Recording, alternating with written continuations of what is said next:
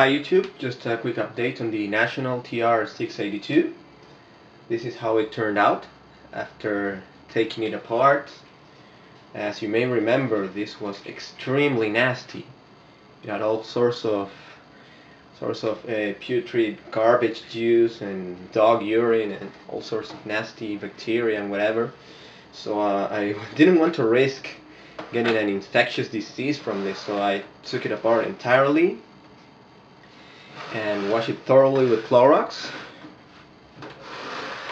Here's the back. There are some stains on the back, but well, at least it's now clean. I can have it in my house without having to worry about illnesses and bacteria and all that. So yeah, when I took it apart, it got extremely dusty, just like the Sanyo, but it also had some liquid residues on the bottom. But fortunately, no circuit board was harmed. Yeah, I mentioned about the brightness, contrast, and the focus were so bad when I first tried it out. And well, when I was taking it apart, I thought maybe it's so dirty behind the faceplate, this plastic faceplate that can be removed. Maybe it was so dirty behind this and the CRT face that was the cause of the low brightness. And indeed, when I took this apart, the CRT was so dirty. This part was so dirty too, that just have a look at this picture where I just rubbed my finger on the CRT face. It was so very dirty that it was eating all of the brightness of the tube. So now it's got quite decent brightness for such an old TV. Also, all the knobs and stuff, I cleaned them with my new ultrasonic cleaner, which I have just got a few days ago. So I tried my new ultrasonic cleaner with the knobs and all the small plastic parts the TV had, and they turned out great. Have a closer look. So cleaned up that knob too. I installed a new replacement knob. Quick look at the top. You may remember the top was horrible, but the plastic turned out quite well.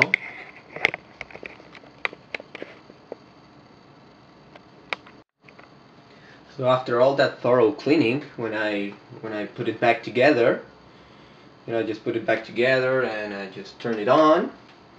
I started, well, it didn't turn on. Well, and you remember it did turn on when I tried it outside, and my computer speaker started making this horrible noise, and my USB device started tudum tudum tudum tudum, and then I started feeling a burning smell. So I unplugged it quickly. Oh shit! I just left something shorting out. I didn't put it back together properly. But it was actually this goddamn power switch. It developed high resistance inside due to all the carbon residue and whatever. So it was making high resistance and internal arcing, and that was the cause of the interference and the burning smell. So I actually took the power switch out, took it apart and threw it in the ultrasonic cleaner, and boom, it's just perfect now. The power plug with the national logo on it also cleaned up really good. I like the results very much. At first this was so nasty that I was just like, oh, I'll just cut off the power cord entirely, discard it, and just put a new cord on it.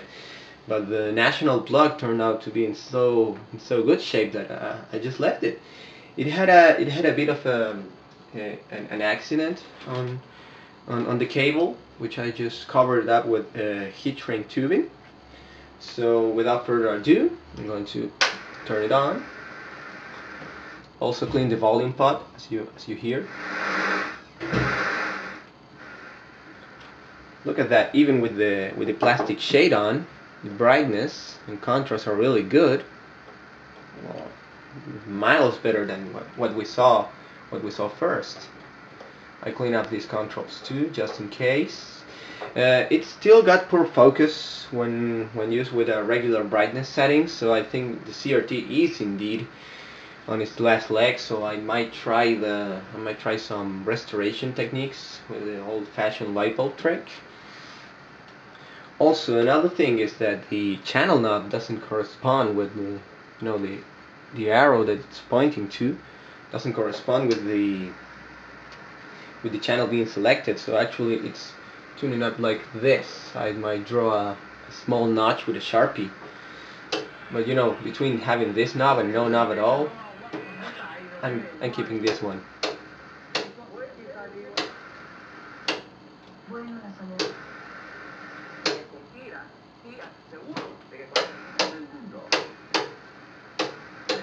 Unfortunately, the tuner's not working properly. The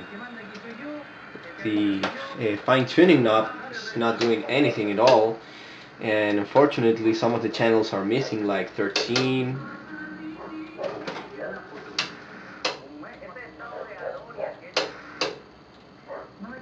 Yes.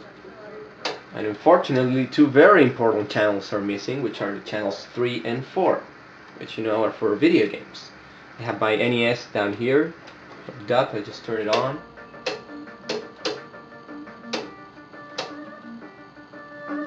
This is how the NES looks, unfortunately.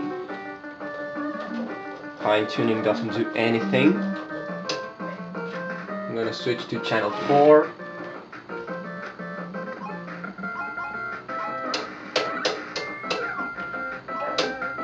Not working either.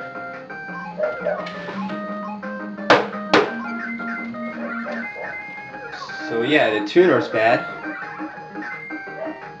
And that's very unfortunate. So I might try opening up the tuner module and try to clean it. Unfortunately, the last time I did an analog knob style tuner cleaning was many years ago. I had one of these color TVs with the same style of tuner. It became dirty. You had to wiggle it to get it to display the channels, just like this one actually. If I wiggle it, the tuning goes drifty. And that time when I took it apart, I just squirted some contact cleaner on the metal contacts, and the tuner never works properly again. So I'm wary actually of taking this tuner apart. I don't want to lose it entirely. So if you have any suggestions on how to clean or repair these old analog tuner modules, I'll be happy to hear them. And well, yeah, I'll be working on this and be also cleaning the other sets, which are working much better. So I hope you like this, and well, thanks for watching.